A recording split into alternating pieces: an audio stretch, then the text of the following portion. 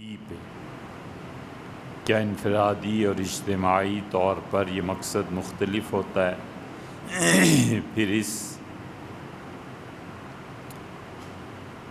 امتحان کے پرچے کا سی نمبر بھی ہے۔ مجھے کیسے یہ پتہ چلے گا کہ میرا مقصد حیات کیا؟ پہلے سوال کے 3 جز ہیں۔ دوسرا سوال یہ ہے کہ انسان کو اس دنیا میں نائب یا خلیفہ بنا کر بھیجا گیا ہے، خلیفہ کون ہوتا ہے؟ 2 سوالات ہیں اور کمپلسری ہیں۔ دیکھیں بھیا، آسان سی بات یہ ہے کہ اللہ تعالیٰ نے انسان کو دنیا میں اپنا نائب بنایا ہے، اور دنیا میں ہر آدمی، ہر انسان اللہ کا نائب۔ آپ اس کو اسکویز کر لیں، تھوڑا کر لیں، اسے سمیٹ لیں، ہر مومن اللہ کا نائب ہے۔ اللہ کی جو صفات ہیں وہ ہر مومن میں پائی جانی چاہیے۔ اس کا پروردگار جرائم کو معاف کرتا ہے۔ انسان کی طبیعت ایسی ہونی چاہیے کہ وہ ذاتی طور پر لوگوں کی جو لغزشیں ہیں انہیں معاف کرے، اور جو اجتماعی غلطیاں ہیں جو اس کے ذمہ دار ہیں ان کو سزا دے۔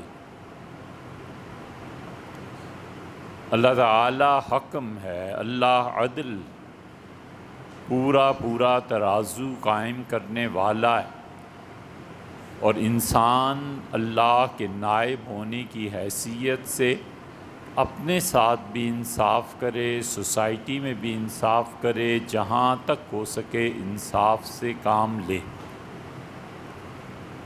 اللہ تعالیٰ اپنے بندوں کو کھلاتا ہے اور خود نہیں کھاتا، بندوں سے کچھ نہیں لیتا۔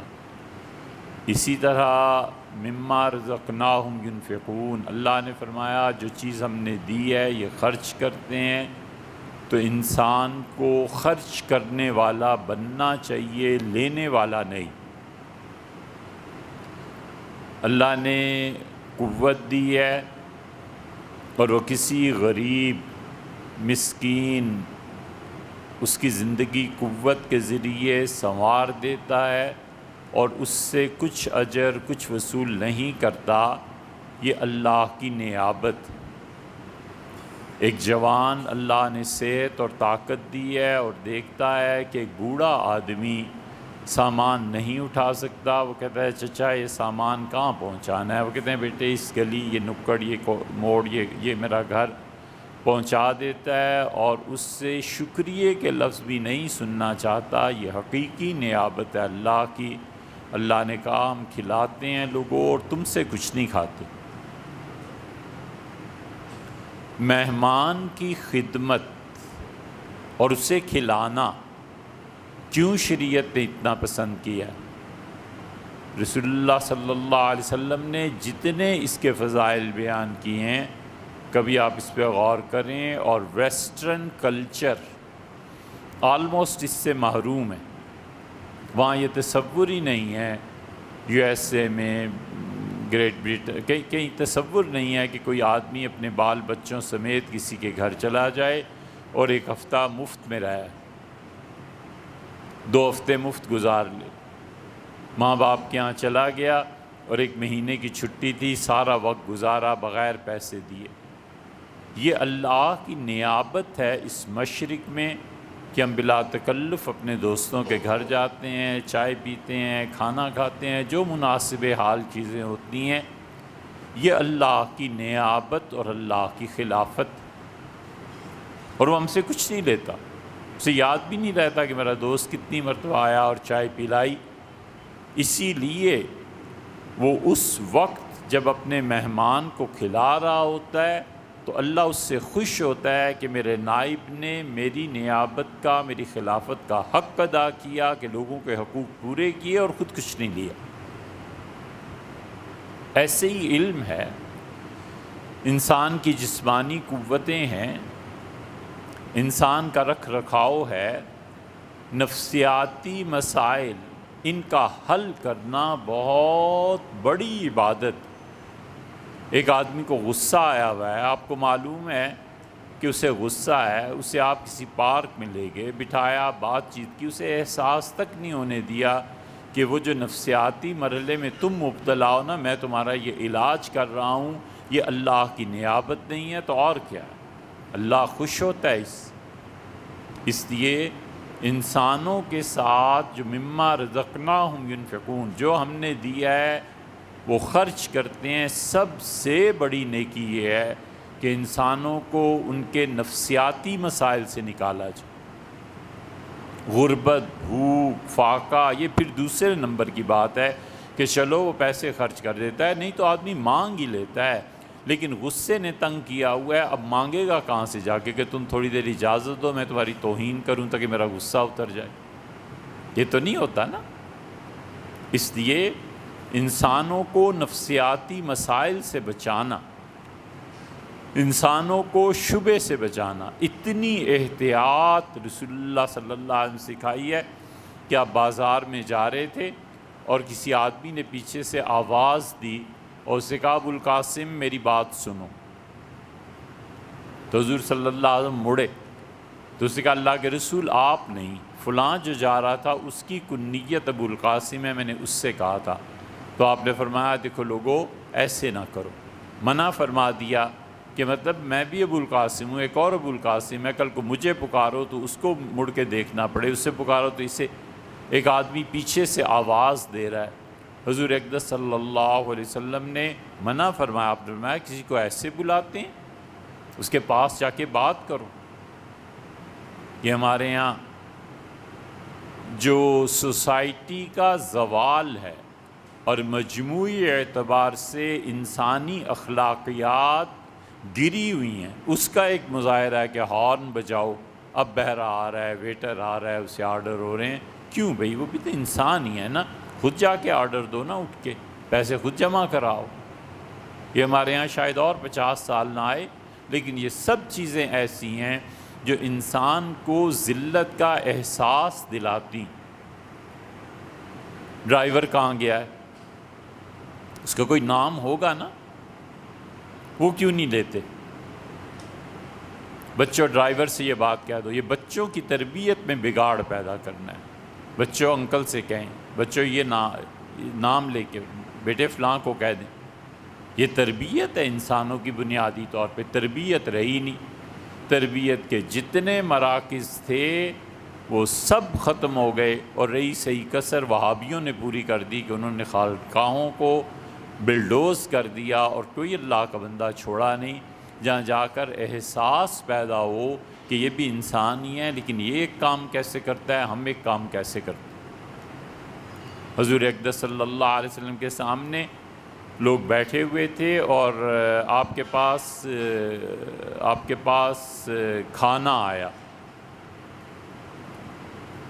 اور ایک بچہ بیٹھا ہوا تھا، اس بچے نے کبھی ادھر سے کھائے کبھی ادھر سے، ٹرے تھا پورا، تو رسول اللہ صلی اللہ علیہ وسلم لڑکے ایسے نہیں کھاتے، کل آپ نے فرمایا بسم اللہ یہ کہو، اللہ کے نام کے ساتھ شروع کرتا ہوں، وَطَعَمْ مَا يَلِيك، اور وہاں سے کھانا بیٹے ابتدا کرتے ہیں جو کھانے کا حصہ آپ کے بالکل سامنے ہوتا ہے، یہ نہیں ہے کہ اس پلیٹ میں ادھر بھی ہاتھ چل رہا ہے ادھر بھی۔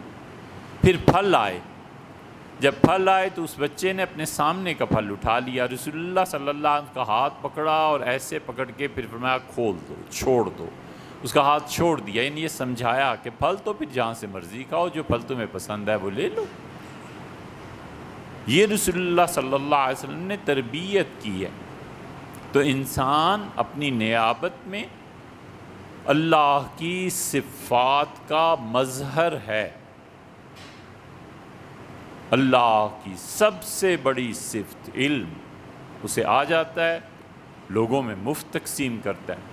اسی لیے تو رسول اللہ صلی اللہ علیہ وسلم 2 آدمی ایسے ہیں جن پہ رشک کرنا جائز ہے، اگر تم کسی کو دیکھو تو مطلب یہ کہ اللہ سے دعا کرو کہ یار زندگی ہو تو ایسی ہو۔ آپ نے فرمایا ایک وہ جسے اللہ نے مال دیا ہے اور وہ دن رات اللہ کی راہ میں خرچ کرتا ہے، اور دوسرا وہ جسے اللہ نے علم دیا ہے اور اپنے علم کو دن رات لوگوں پہ لٹاتا ہے۔ یہ دونوں آدمی ایسے ہیں جو انسانیت کے نفع کے لیے کام کر رہے ہیں۔ اب یہ نیابت ہے پوری کی پوری، اس نیابت کو اور انسانوں کے مسائل کے حل کرنے کو اگر کھیل تماشا بنا لیا جائے تو پھر اللہ کا غضب بھی اتنا ہی ہے، اللہ کا غصہ بھی اتنا ہی۔ بہت زیادہ مال ہے، میں نے اس سے 1 لاکھ لے لیا، اس کو کیا فرق پڑتا ہے؟ غلط بات۔ اس کو کوئی فرق پڑتا ہے یا نہیں پڑتا، یہ ایسی چیز ہے جو قابل گرفت ہے۔ تو اللہ کی نیابت میں جتنی چیزیں انسان کرتا ہے، اگر وہ صحیح طور پر کرے صحیح ہے، غلط کرے گا تو اللہ کا غضب اور غصے کی آگ بھی ایسے ہی بڑھ گئی۔ آپ نہیں دیکھتے رسول اللہ صلی اللہ علیہ وسلم نے فرمایا اللہ کی لعنت اس پہ پڑے جو پہلے سے یہ طے کر لے کہ میں نے 3 طلاقیں بیوی کو دی ہیں، میں دوسرا نکاح تمہارے ساتھ اس کا کروا دیتا ہوں، تم اس کے ساتھ تعلق قائم کرو، پھر تم 3 طلاقیں دے دو اور میں اس کو اپنی بیوی دوبارہ سے بنا لوں۔ حلالہ جسے کہتے ہیں، ولیعذ باللہ ولیعذ باللہ استغفر اللہ، اس سے بہتر تھا منہ کالا کر رہا تھا۔ کہ حنفی فقہا نے اس پہ لکھا ہے، وہ کہتے ہیں کہ ایک آدمی وہ سوچتا ہے کہ میرے دوست کو یہ مسئلہ پیش آ گیا ہے، اس پر رحم کھاتے ہوئے، ترس کھاتے ہوئے، اس کا پردہ رکھتے ہوئے اگر ایسا کام کر گزرتا ہے تو اس نے ایک نفسیاتی مسئلہ کسی کا حل کیا ہے، اللہ اسے اجر دے گا۔ اور یہی چیز وہ پلان کر کے غلط نظریے سے کرتا ہے، خدا کا عذاب آئے گا۔ اس لیے جو لوگ حنفیہ پہ تنقید کرتے ہیں نا کہ حنفیوں نے تو ایسے لکھا، وہ لکھا اس لیے کہ ممکن ہے کوئی اللہ کا بندہ ایسا ہو جس کی نیک نیت ہو، یہ ان مراحل کو چھپانا چاہتا ہو، اس پہ یہ چیزیں، تو اس لیے اللہ کی نیابت کا حق ادا کرنا۔ اسی لیے اللہ تعالیٰ نے آدم علیہ السلام کو ڈائریکٹ یہ نہیں کہا کہ تم میرے خلیفہ ہو۔ آپ غور کریں، قرآن کے ایک رکوع میں آیا ہے کہ انی جاعل فی الارض خلیفہ، ہم زمین پہ اپنا نائب بنانا چاہتے ہیں۔ فرشتوں نے کہا اللہ آپ بنائیں گے، ایسے ایسے ہوگا۔ اللہ تعالیٰ نے فرمایا ہم جانتے ہیں، جو تم اگلے رکوع میں ذکر کیا ہے کہ آدم علیہ السلام کو پیدا کیا۔ مفسرین نے ان 2 رکوعات کو ملا کر یہ نتیجہ نکالا ہے کہ آدم علیہ السلام دنیا میں نیابت میں، خلافت میں بھیجے گئے۔ صرف ایک آدمی ایسا ہے جس کو اللہ نے کہا ہے کہ انا جعلناک خلیفۃ فی الارض، ہم نے زمین میں تمہیں اپنا خلیفہ بنایا، نائب، اور وہ حضرت داؤد علیہ السلام۔ حضرت داؤد علیہ السلام سے کیا ہو گیا تھا؟ مقدمہ آیا ہے، آدمی نے کہا میرے پاس 99 دمبیاں ہیں اور اس کی 1 دمبی ہے، ہم دونوں نے بزنس کیا ہے اور یہ 99 دمبیاں ہیں اس کی، اور یہ چاہتا ہے کہ میری 1 دمبی کو بھی ہڑپ کر لے، اور بولنے میں بھی مجھ سے زیادہ ہے۔ تو حضرت داؤد علیہ السلام نے قبل اس کے کہ اس سرمایہ دار کی بات سنتے 99 دمبیوں والوں کی، فرمایا قد ظلمک، بڑا ظلم کرتا ہے۔ اللہ تعالیٰ نے وہی بھیج دی، اور پھر داؤد علیہ السلام نے فکرہ پورا کیا، ان کا بڑا ظلم کرتا ہے۔ وَإِنَّ كَثِيرًا مِّنَ الْخُلَطَاءِ، اور دنیا میں ایسے ہوا ہی کرتا ہے کہ جن لوگوں کے شیئر زیادہ ہوتے ہیں کسی بزنس میں، وہ کم شیئرز والوں کو دباتے ہیں تاکہ مال چیز اپنے پاس لے لیں۔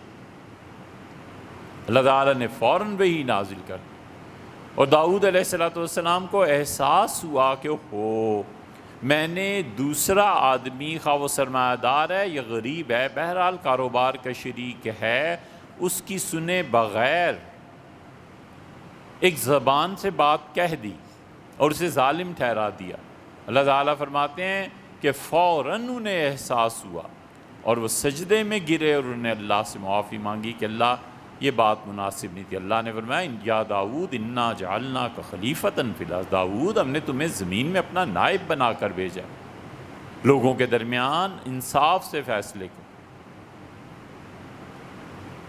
کتنے لوگ ہیں جو اس بات کو سوچتے ہیں کہ مجھے جملہ نہیں کہنا، بیوی نے کچھ کہہ دیا، تہمت لگا دی، کچھ بات کر دی، مجھے اس سے کتنا کہنا ہے کتنا نہیں کہنا، ایک لفظ پہ پکڑا جاتا ہے آدمی۔ اللہ کا نائب ہے نا، ہر مومن اللہ کا نائب ہے، ہر مومن اللہ کا خلیفہ۔ حضرت رسالت مآب صلی اللہ علیہ وسلم میں ایک مقدمے میں بہت پریشانی ہو گئی، گواہیاں تھی ساری اور گواہ آ گئے، اور رسول اللہ صلی اللہ علیہ وسلم بالکل قریب تھا کہ فیصلہ فرما دیتے ہاتھ کٹوانے کا۔ اللہ تعالیٰ نے وحی نازل کی، اللہ نے فرمایا آپ کیا کرتے ہیں؟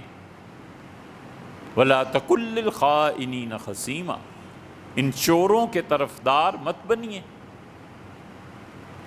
یہ تو لے کے آئے ہیں جو گواہیاں یہ جھوٹی پڑ رہی ہیں، اور آپ ان کا ساتھ دیں گے جو چور ہیں؟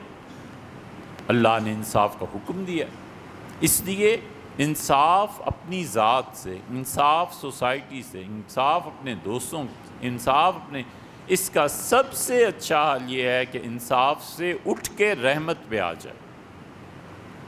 جب آدمی کو احساس ہو نا کہ مجھ سے ہمیشہ انصاف نہیں ہوتا، رحمت پہ آ جائے۔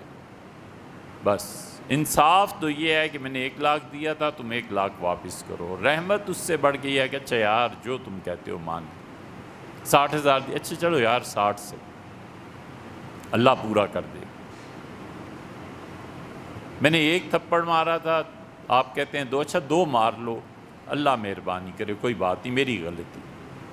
بہت سے مسائل کا حل یہی ہے کہ عدل سے اوپر اٹھے اور انصاف پہ آ جائے، مگر یہ چیزیں پیدا ہوتی ہیں انسانوں کی محبت سے۔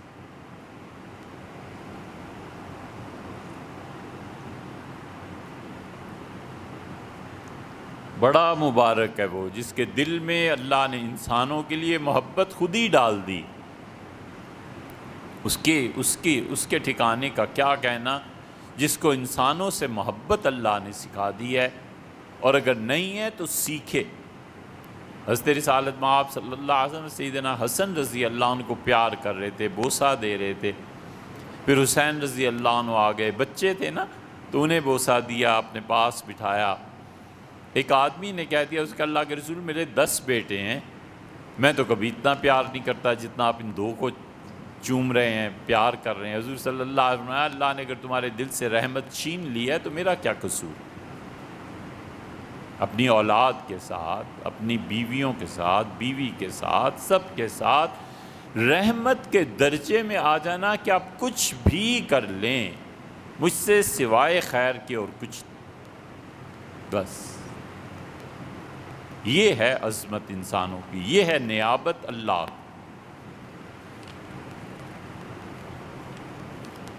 حضرت معاویہ رضی اللہ عنہ کے زمانے میں انتقال ہو گیا تھا سیدنا حسن رضی اللہ عنہ، اور حسن رسول اللہ صلی اللہ علیہ وسلم کو جو ان سے محبت تھی اتنی زیادہ کہ ایک دن ارشاد فرمایا یہ میرا بیٹا تمہیں معلوم ہے یہ میری امت کا سردار ہے، ان ابنی ھذا سید، اور مجھے اللہ سے امید ہے کہ 2 آدمی آپس میں جھگڑیں گے اور خدا ان دونوں کو اس کے ہاتھ پہ جمع کر دے گا۔ سیدنا علی اور معاویہ رضی اللہ عنہما کے بعد حسن ہی تھے نا، وہ جو قصہ ہوا تھا، بات تو نہیں اس قصے میں۔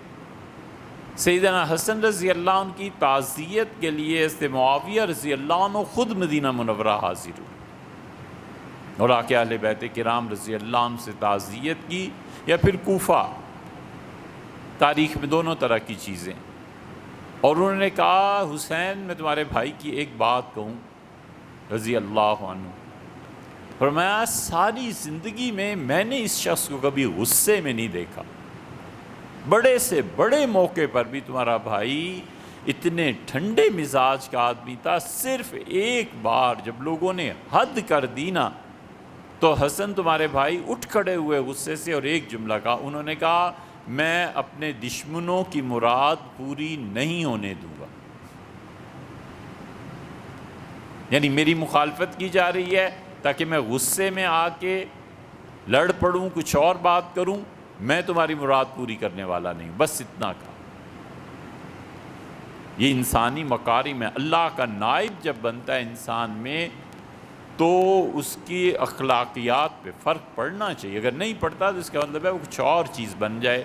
جو بھی بنے سو بنے، انسان نہ بنے.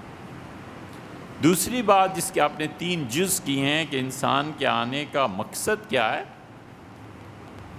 انسان کے آنے کا مقصد معرفت حق. 2 لفظوں کی بات. اللہ کو پہچاننا، اپنے پیدا کرنے والے کی معرفت کو حاصل کرنا.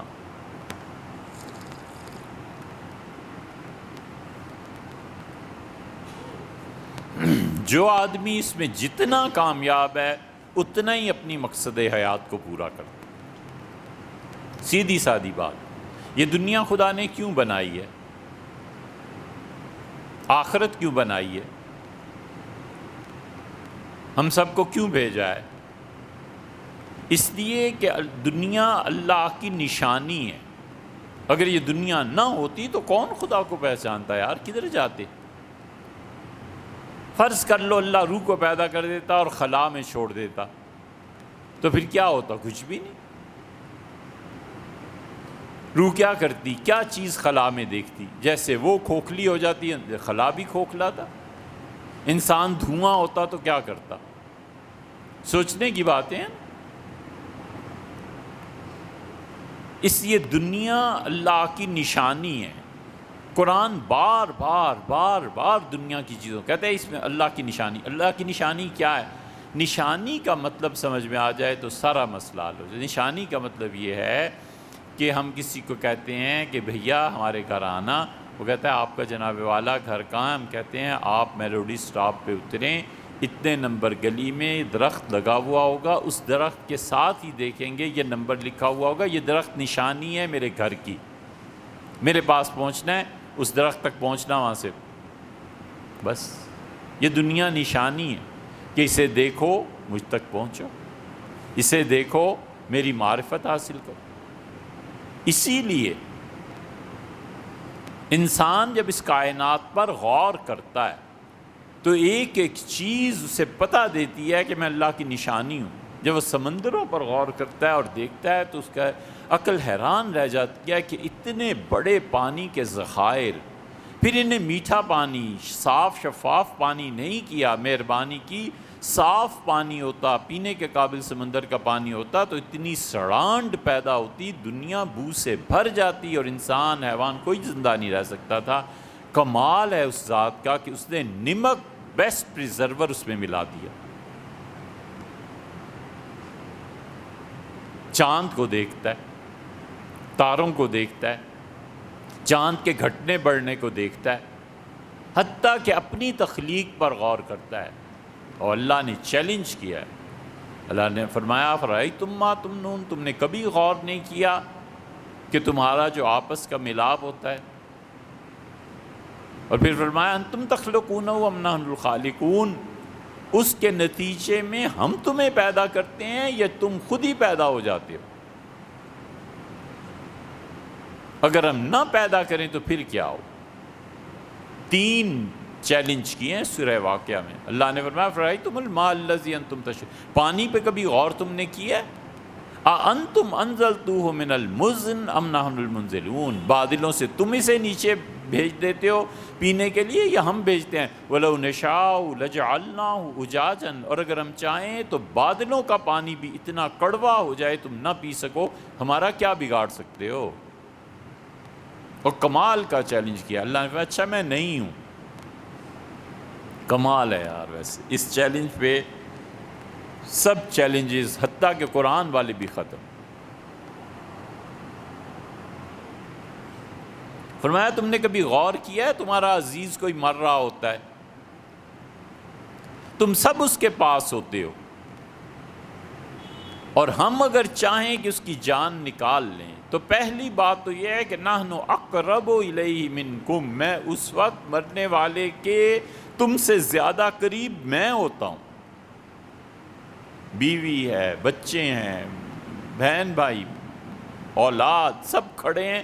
اللہ کہتا ہے نحن اقرب الیہ منکم، ہم تم سے زیادہ اس مرنے والے کے قریب ہوتے ہیں اور ہم روح کو نکالتے ہیں. اور اگر تم سمجھتے ہو کہ میں نہیں ہوں، تم ہی سب کچھ ہو، ترجعونہا ان کنتم صادقین، لے آؤ اس روح کو، لوٹاؤ واپس، اگر تم سچے ہو نا، میرا یہ چیلنج قبول کرو۔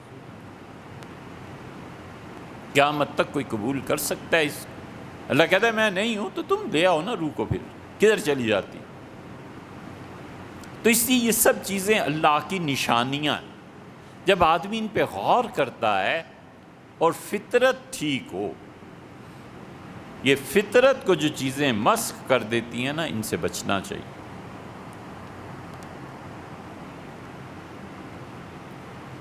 اسی لیے رسول اللہ صلی اللہ علیہ وسلم نے یہ جو گیزم پھیل رہا ہے نا، اس پہ لعنت فرمائی ہے کہ فطرت تبدیل ہو جاتی ہے، اندر سے فطرت مسخ ہو جاتی ہے۔ اگر فطرت اپنی جگہ پہ قائم ہو، کوئی ایک سیکنڈ نہیں لگتا بندہ اللہ تک پہنچتا ہے۔ فطرت مسخ ہو جائے تو یہ پورا بحر الکاہل، یہ پورا اوقیانوس اور یہ بحیرہ عرب، یہ سب بادل بن کے اوپر چلے جائیں اور برسیں، پیالہ اپنا الٹا پڑا ہوا ہو نا زمین پہ، تو ایک قطرہ اس پیالے میں نہیں جائے گا۔ فطرت جب مسخ ہو جاتی ہے نا، پھر اس انسان کے پلے کچھ نہیں پڑتا۔ نیگیٹو تھنکنگ، الٹا سوچنا، یہ تباہ کر دیتا ہے آدمی کی فطرت مسخ ہو جاتی۔ اسی لیے سود کے کاروبار سے فطرت مسخ ہو جاتی ہے۔ رسول اللہ صلی اللہ علیہ وسلم نے فرمایا موبقات، میں تمہیں 7 گناہ بتاؤں جو ڈبو دیتے ہیں انسانوں کو، ان کی فطرت مسخ ہو جاتی ہے، اس میں سے یہ سود ہے۔ اسی لیے منع فرمایا کہ اس کے قریب نہ جانا۔ فطرت مسخ ہو گئی، اب اللہ کو کیا پہچانیں گے؟ اسی لیے آپ اس کی مثال دیکھیں فطرت کے مسخ ہونے کی۔ وہ اچھا خاصا مسلمان ہے، آیا ہے مدینہ منورہ میں، اسلام قبول کیا ہے، ہجرت کی ہے، رسول اللہ صلی اللہ علیہ وسلم میں بڑا اچھا لکھتا تھا، کاتبین وحی میں اس کو رکھ لیا کہ وحی آتی ہے لکھا کرو۔ 40 کے قریب آدمی رسول اللہ صلی اللہ علیہ وسلم کے کاتبین وحی میں سے تھے۔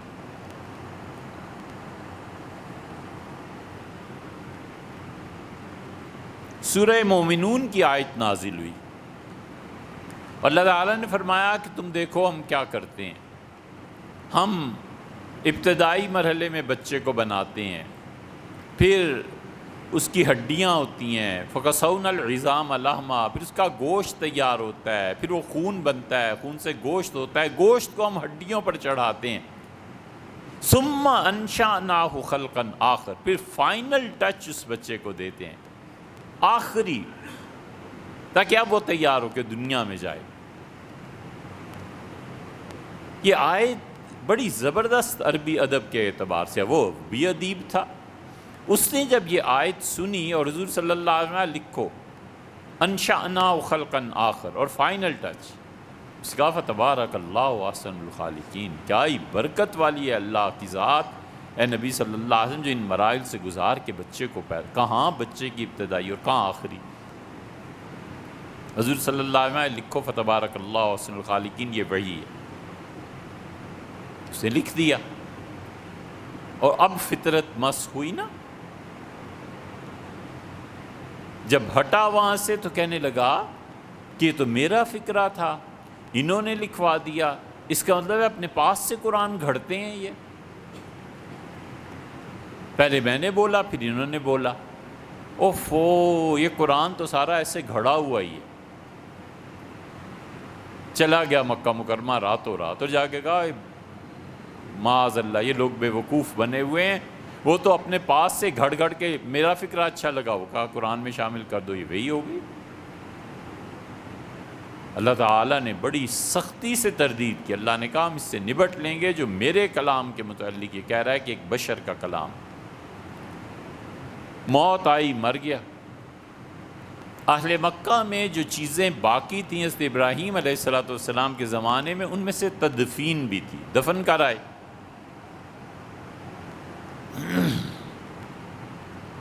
اگلے دن دیکھا تو زمین نے لاش اٹھا کر باہر پھینک دی، قبر کھلی ہوئی تھی اور لاش ادھر پڑی ہوئی، اہل مکہ نے دوسری مرتبہ، پھر تیسری مرتبہ دفن کیا، زمین قبول ہی نہیں کرتی تھی، پھر وہ پہاڑ پر لے گئے، ایک غار میں اس کی میت کو رکھا اور اوپر پتھر ڈال کے فارغ کر دیا۔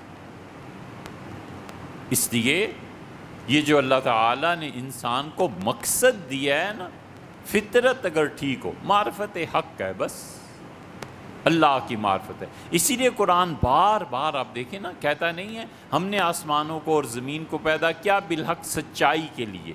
اس کائنات کی سب سے بڑی سچائی انسان کا بندہ بننا ہے، بندگی سب سے بڑی سچائی۔